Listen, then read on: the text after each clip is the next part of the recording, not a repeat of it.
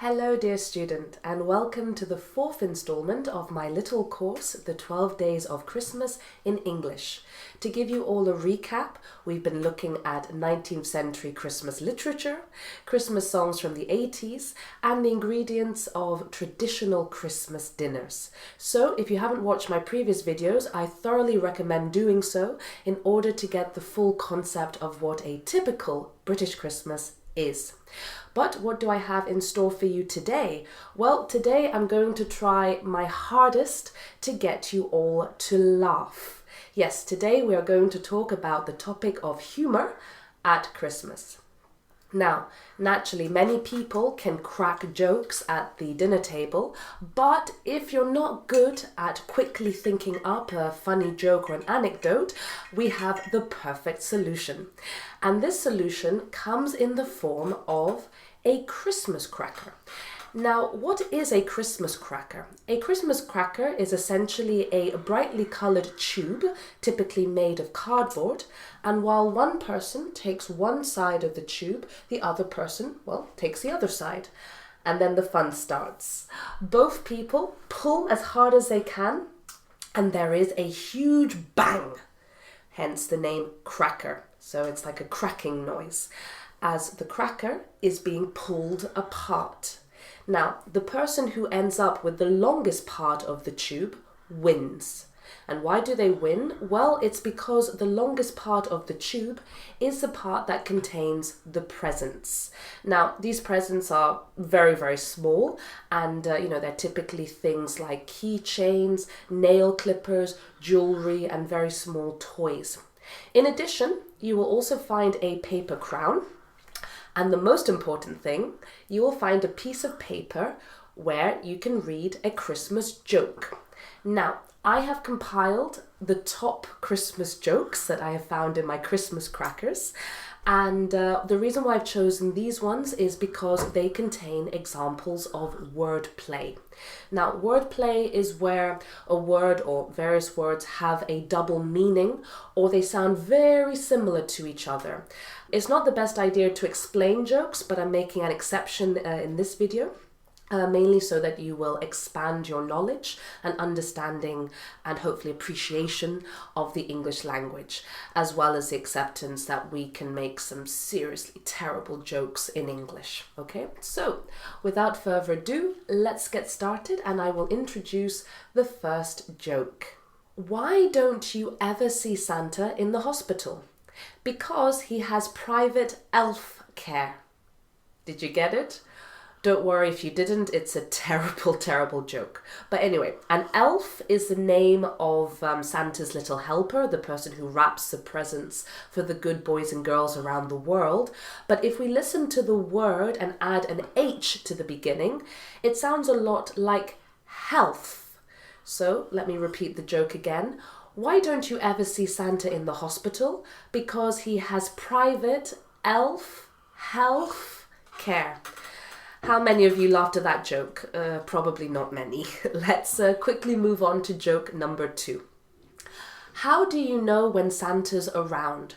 You can always sense his presence. So, how do you know when Santa is nearby? You can always sense, you can always feel his presence. Well, here we have an example of a homophone. So a homophone refers to words that have the same pronunciation but are spelt differently. So presents we know are gifts, but presents, which sounds exactly the same, this is the state of being somewhere, of being present in time and space. So how do you know when Santa's around? Well, you can always sense his presence, his gifts, or his presence, the fact that he is around. Right, let's move on to joke number 3. How did the ornament get addicted to Christmas? He was hooked on trees his whole life. So here we have a lovely little phrasal verb, to be hooked on something.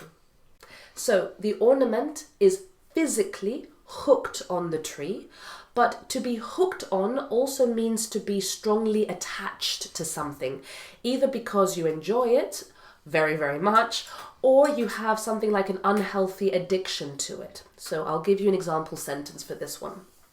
My boyfriend is insanely hooked on video games. He can play them for more than 10 hours a day.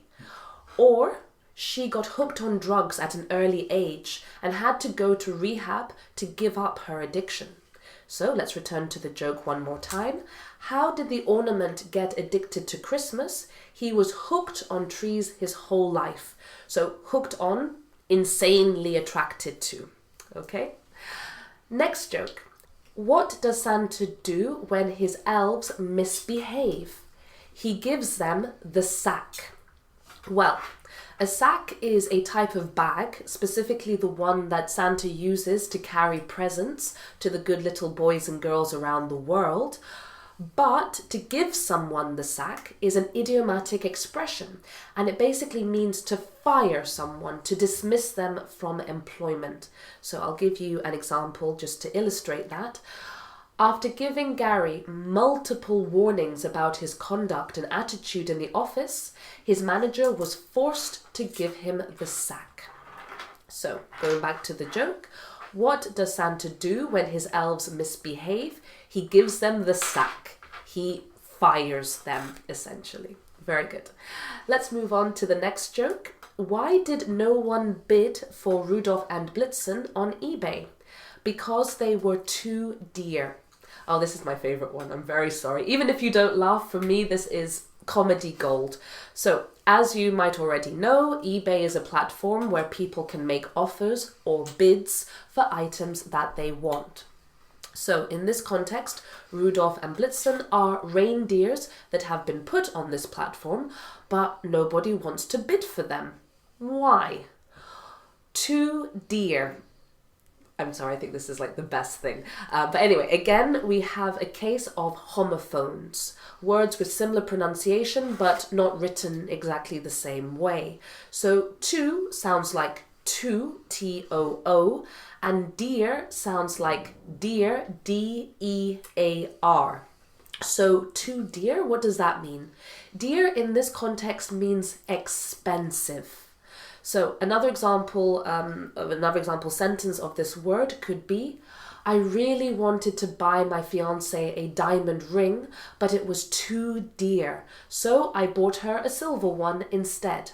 Or another example, the cost of living is becoming dearer and dearer every day. So, to repeat the joke so everyone gets it this time, why did no one bid for Rudolph and Blitzen on eBay? Because they were too dear. They were too dear or too expensive.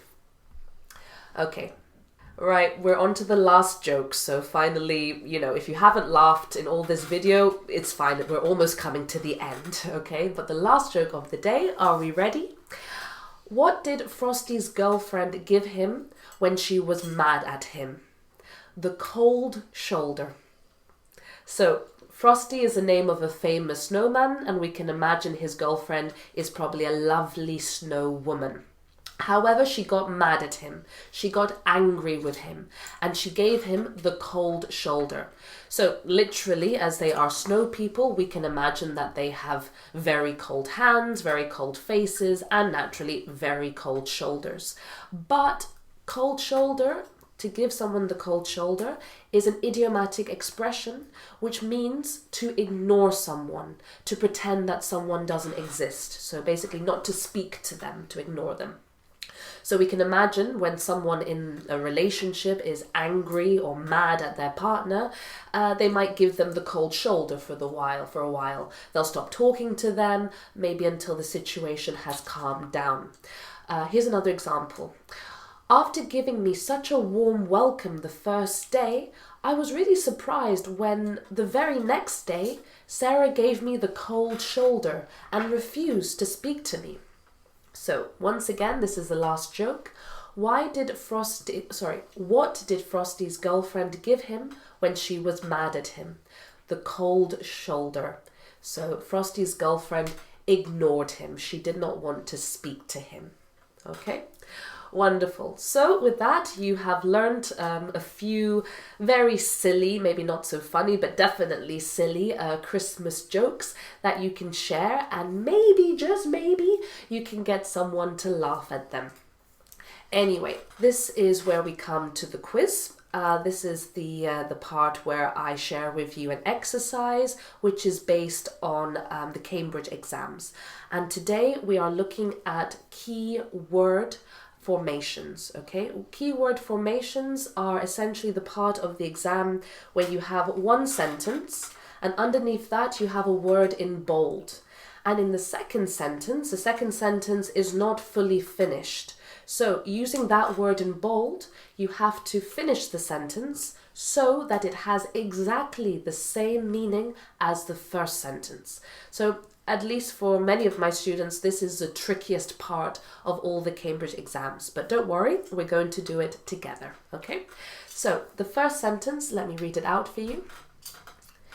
If they ever discover your role in the incident, they will dismiss you immediately. So the word we have here is sack. And the second sentence, if they ever discover your role in the incident, you immediately. Okay, let's move on to the second sentence. Julie started being pleasant to me when she discovered I had won the lottery. And the word in bold here is shoulder. Let's move on to the second sentence. Only after she had discovered I had won the lottery did she... Okay, let's move on to the third sentence. The flights are expensive, but I would still love to travel to Japan. And the word in bold we have is dear. I would still love to travel to Japan despite... Number 4. After watching one episode of the series, I was immediately addicted. And our word in bold is hooked. So, the series from the first episode. That's a tricky one. Number 5 and last one. If the managers are there, many employees feel discouraged to talk about their problems in the office. And the word in bold is presence. Due, many employees feel discouraged to talk about their problems in the office. And now let's look at the next slide where we can see the answers. Okay, how did you do? This, as I said, is one of the trickiest exercises for the Cambridge exams. But once again, it's still an opportunity to practice and to continue learning. Okay, so that's all from me today. I hope you enjoyed the class. I hope that maybe one or two of those jokes made you giggle. And please stay tuned for tomorrow, where we will be learning a little bit about what we watch on TV. So I'll be sharing with you some extracts from the Queen's speech. But until then, goodbye and enjoy the Christmas holidays.